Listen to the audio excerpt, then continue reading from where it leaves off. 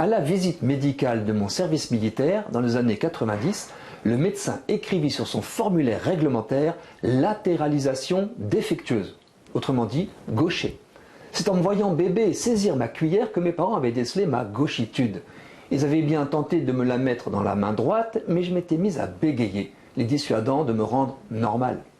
Même non contrarié, le gaucher devra écrire vers la droite de sa main gauche, faite pour écrire vers la gauche. Il martyrisera son poignet ou son dos pour ne pas cacher ou souiller son écriture. L'école fabrique ainsi des scolioses de gaucher. Toute sa vie, le gaucher ne cesse de devoir s'adapter aux outils qui ne sont pas conçus pour lui. Poignées de porte, ciseaux, ouvre-boîte. Malgré la vague victimaire qui secoue la société, je n'irai pas à une gaucher pride, même si les tourniquets du métro m'agacent encore, en obligeant ma main habile à effectuer à droite le geste qui ouvre le passage. Sur 10 Français, nous sommes un gaucher et demi. Nous devons nous soumettre de bonne grâce aux mœurs des 85% qui nous imposent de serrer leur main droite de notre droite. Obama, qui signait de sa main gauche, a prêté serment de sa droite. Il est rare que nous exigions des outils à notre main, armes ou machines électriques notamment. Vivre en minorité a toutefois son charme, qu'ignorent les droitiers. Au tennis, à l'escrime ou à la boxe, les gauchers prennent leur revanche. Habitués à affronter la caste majoritaire, ils ont l'avantage. Ce sont les droitiers qui sont déconcertés et doivent s'adapter. On dit que les gauchers sont flexibles, originaux, créatifs, grâce à la conformation spéciale de leur cerveau. Il faudrait ajouter qu'il existe une latéralisation minoritaire du pied d'appel ou de l'œil directeur, bref, de tout ce que nous avons en double.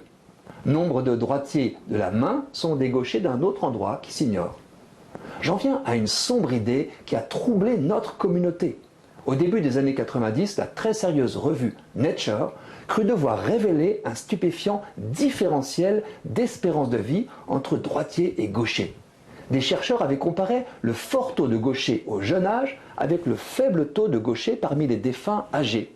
Conclusion terrible, les gauchers vivaient 9 ans de moins que les droitiers. Ces morts précoces furent expliquées. Maladroits, les gauchers subissaient des tas d'accidents domestiques ou du travail, mais aussi des discriminations entravant leur espérance de vie. On leur suspectait même des tares cérébrales. Triste constat qu'on ne pouvait contredire. La science avait parlé. Être gaucher était fatal, la messe était dite. Il a fallu 20 ans pour rebrousser chemin. On reconnut que la moindre proportion de gauchers parmi les vieux défunts était générationnelle. La plupart des gauchers d'autrefois avaient été contrariés dans l'enfance et mouraient droitiers. N'avait-on pas été jusqu'à attacher dans son dos le bras gauche de l'écolier gaucher? J'avoue avoir découvert en même temps que les gauchers vivaient moins longtemps et que c'était faux. Je n'ai pas eu le temps d'être dépité ni celui d'être rassuré, c'est plutôt l'aveu que la science, si follement idolâtrée, soit prise en flagrant délit de tromperie qui m'a fait l'effet d'une bonne nouvelle.